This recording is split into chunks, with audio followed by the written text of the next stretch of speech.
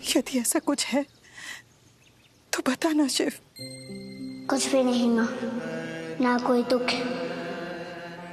ना शोक, ना व्यथा, ना वेदना। संसार की बातों से आप क्यों चिंतित हैं माँ? संसार तो एक विशाल नदी है, और जब विशाल नदी में एक नाविक अपनी नौका उतारता है तब वो केवल अपने उस लक्ष्य को देखता है जहां उसे अपनी नौका पहुंचाना होता है। नदी में बहती तृण तिनकों को नहीं देखता। आप मेरी नाविक हैं माँ, जहां ले जाना है, जैसे खेना है वैसे खेकर ले चलिए। शिव, एक बात कहूं? कहिए ना। आज के बाद तू उस और नहीं जाएगा।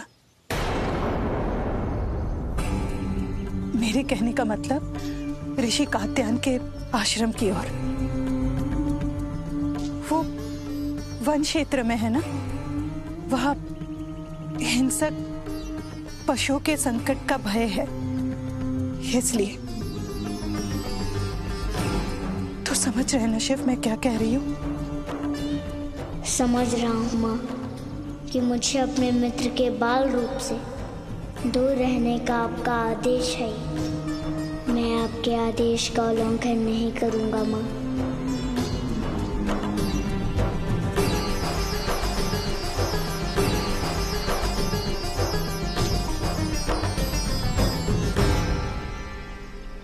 शिव, नहीं जाएगा ना? नहीं जाऊंगा माँ।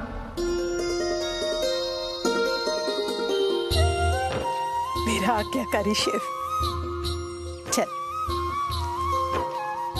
अब भोजन कर लें।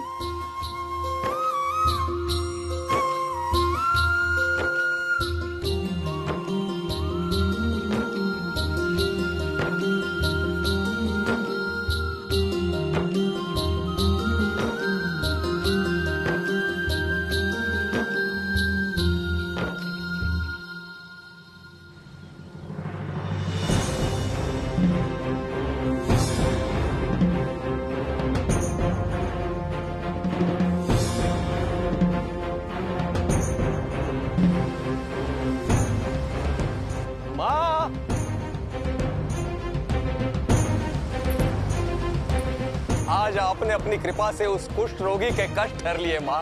आपकी कृपा आपके बस।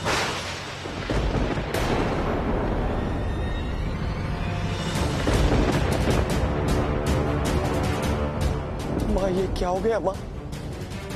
माँ आपके शरीर पर ये क्या हो रहा है माँ? माँ ये क्या हो रहा है माँ? माँ ये आपके शरीर पर क्या हो रहा है माँ? माँ ये क्या हो रहा है आपको? संदीपन, शीघ्रता से कोई वैद्य को लेके आओ। माँ, माँ आप ठीक तो हो माँ? क्या हो रहा है आपको माँ? संदीपन, वैद्य जी, मेरी पुत्री को औषधि देके शीघ्रता से स्वस्थ कर दीजिए वैद्य जी।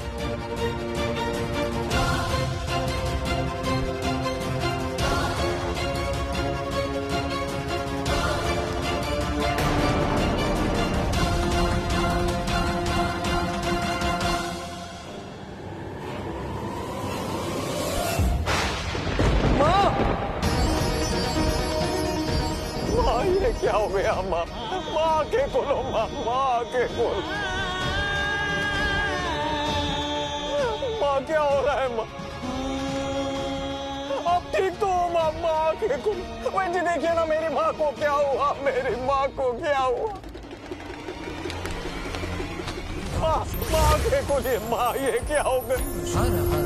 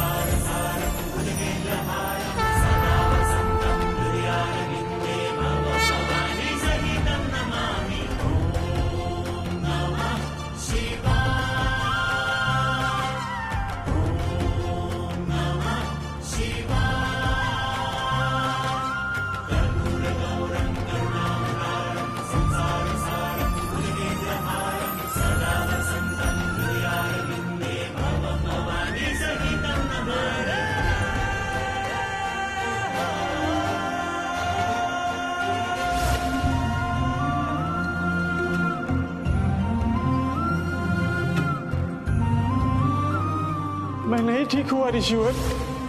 आपके गले का वो रुद्राक्ष मुझे दीजिए।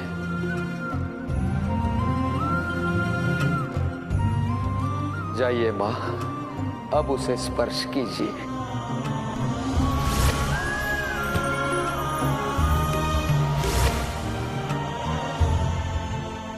मैं ठीक हो गया ऋषिवर।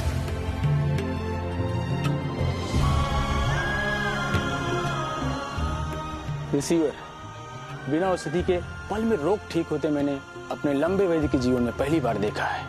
आश्चर्य की बात है, किंतु ये सत्य है। अब इन्हें किसी औषधि की आवश्यकता नहीं रहेगी।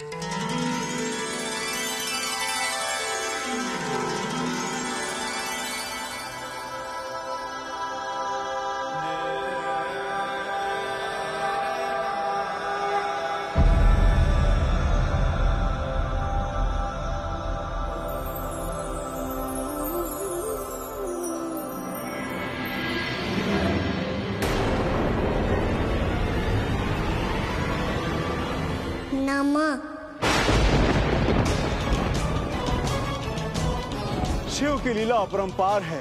हर हर महादेव, हर हर महादेव, हर हर महादेव।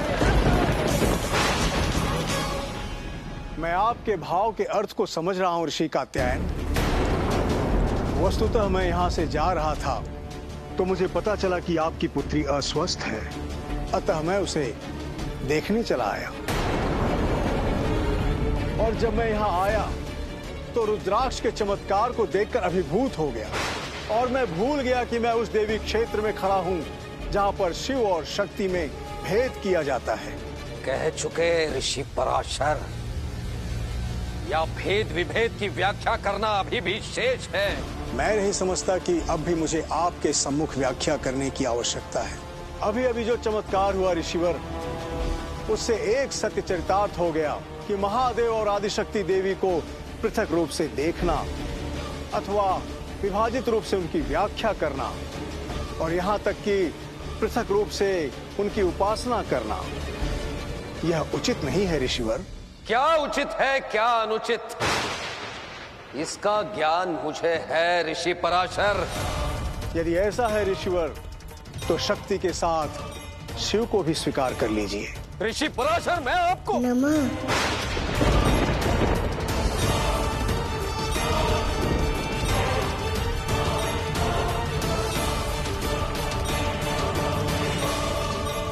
कहिए ऋषिवर। आइए ऋषिवर,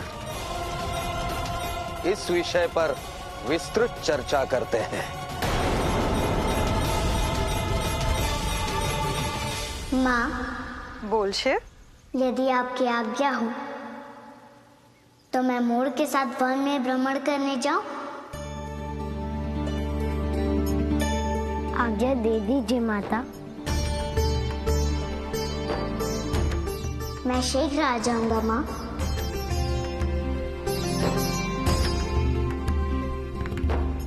ठीक है, आज्ञा है, परंतु कहीं अन्यत्र मत जाना। वचन देता हूँ माँ, और कहीं नहीं जाऊंगा।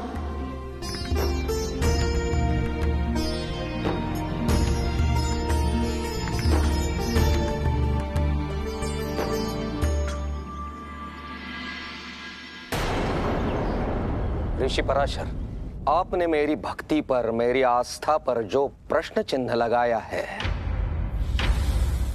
उसे भेद विभेद की सीमाओं में बांटा है, वह सर्वथा अनुचित है, असत्य है। सत्य तो केवल माता आदि शक्ति है।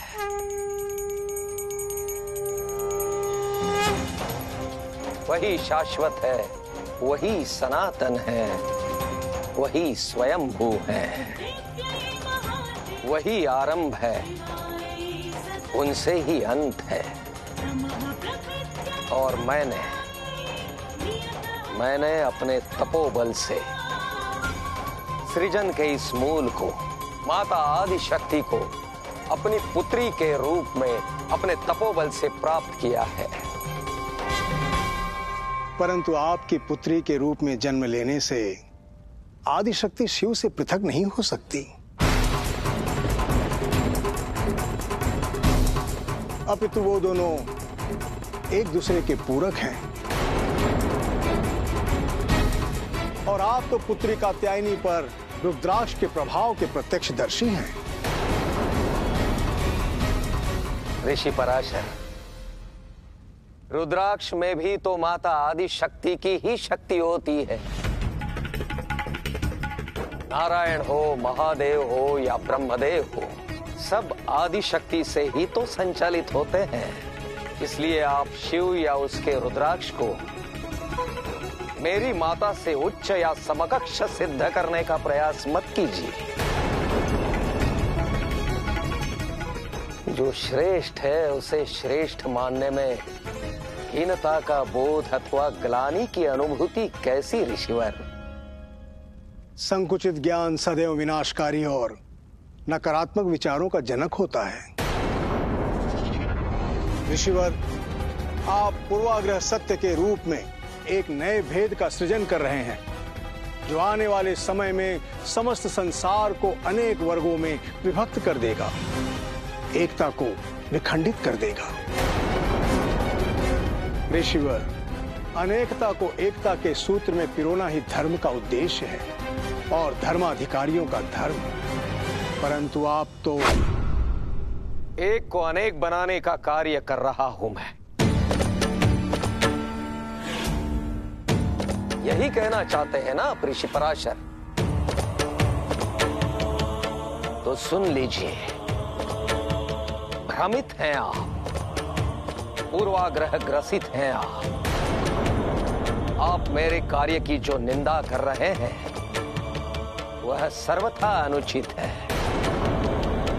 मैं तो इस संसार की सर्वोच्च शक्ति को इस संसार के सामने लाने का कार्य कर रहा हूं, जिनके मात्र नारी होने के कारण इस संसार ने उनकी महत्ता को उपेक्षित किया। आप त्रिलोक में जाकर मेरा यह संदेश फैला दीजिए ऋषि पराशर कि मैं अब आदि शक्ति को किसी के भी प्रभाव में नहीं आने दूंगा, ना नारायण के और ना ही महादेव के। मेरी पुत्री कात्यायनी अब मुझे छोड़कर कहीं नहीं जाएगी। उसका किसी के साथ कोई संबंध नहीं है। भूल जाइए कि उसका आपके महादेव के साथ कोई संबंध था।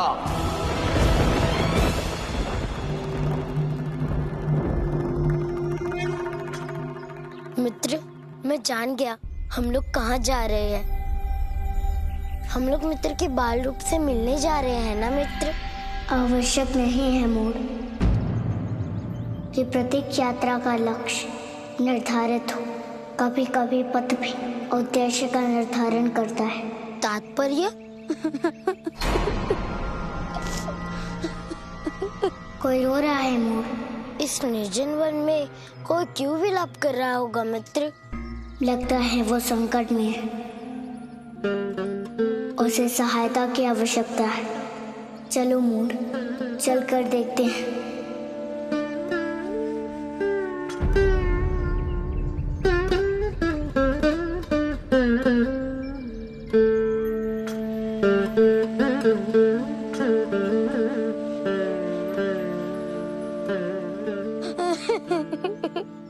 क्या हुआ तुम्हें? क्यों रो रहे हो? अकेले हो इसीलिए रो रहे हो? तुम्हें छोड़कर कहाँ गए तुम्हारे माता पिता? मेरा कोई नहीं है, मैं अनाथ हूँ। मैं भी अनाथ हूँ, मेरे भी माता पिता नहीं है। पर ये मेरा मित्र शिव है, मेरा सब कुछ।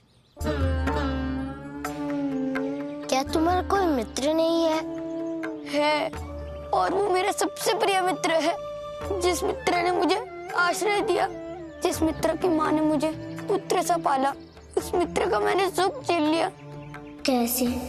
मेरे मित्र की माँ बीमार थी, इसलिए उसने मुझे उसकी गाय चराने को दी थी और मैंने हुआ क्या यह तो बताओ।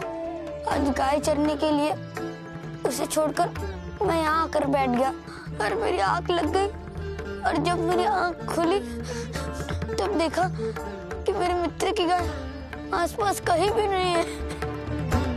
मेरी लापरवाही से मेरे मित्र के भरण पोषण का एकमात्र साधन उसकी गाय मुझसे खो गई।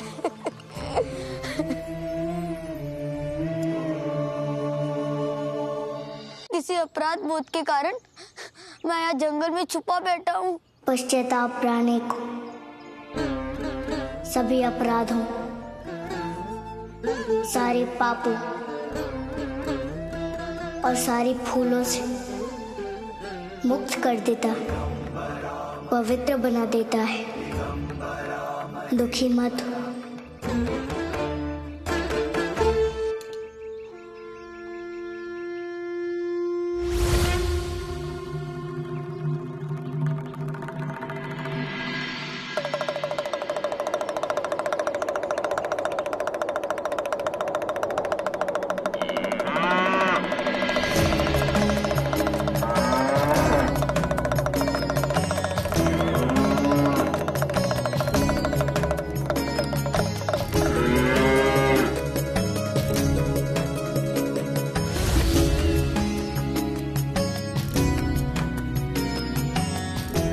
यही गाय है न तुम्हारे मित्र की? कोई समस्या जीवन में हो भले, तुम रहो जिसके साथ शिव। यही है। अब एक गाय लेकर घर जाओ। तुम्हारा मित्र तुम्हारी प्रतीक्षा कर रहा होगा। धन्यवाद आपका। उसे संभाल ले। सब इच्छा है महादेव की, महिमा है महादेव की। मैं आपको वचन देता हूँ, मैं आपके महादेव को वापस लाने के सारे प्रयत्न करूँगा मित्र। क्षमा कर दीजिएगा मित्र। मुझे आंतरिक पीड़ा है कि मैं आपकी सहायता कर पाने में असमर्थ हूँ, परंतु आप और माँ को दिए वचन का मान अवश्य रखूँगा और हम दोनों के लिए उस मान को अक्षुण्ण रखने का एकमात्र विकल्प प्रतीक्षा है।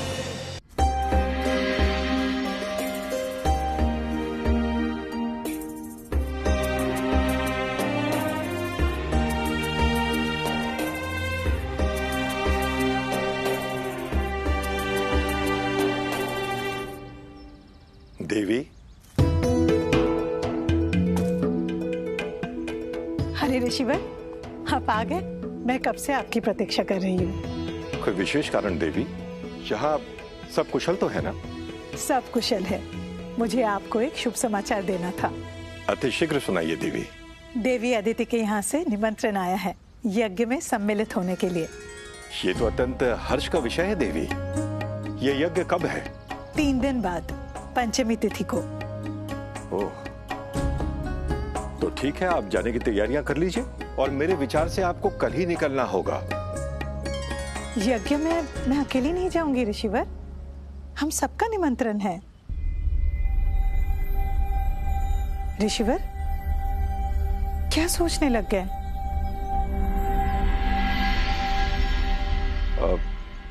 देवी, मैं यही सोच रहा था कि इस यात्रा पर आप अपने बाल शिव को साथ ले जाइए। उन्हें अच्छा लगेगा। एक नए परिवेश में जाकर उसका मन बहल जाएगा। हाँ, परंतु आपका भी तो निमंत्रण है। देवी, परीक्षाएं निकट हैं और यदि ऐसे समय में मैं गुरुकुल से अनुपस्थित रहूंगा तो विद्यार्थियों का अध्ययन प्रभावित हो जाएगा। इसलिए यही उचित होगा देवी कि आप शिव को लेकर इस यात्रा पर अकेली चली जाएं। पिताश्री कहाँ जाने की बात कर रहे हैं माँ? देवी अदिति ने यज्ञ का निमंत्रण भेजा है। वहाँ तू और मैं जा रहे हैं। कब जाना है माँ? कल। ठीक है माँ। माता अनुसुईया संभवतः ये नहीं जानती कि देवी अदिति के घर का मार्ग कात्यायन ऋषि के आश्रम से होकर ही जाता है। चलो, आप सब हाथ मुंह धो लीजिए, मैं भोजन परोसती हूँ।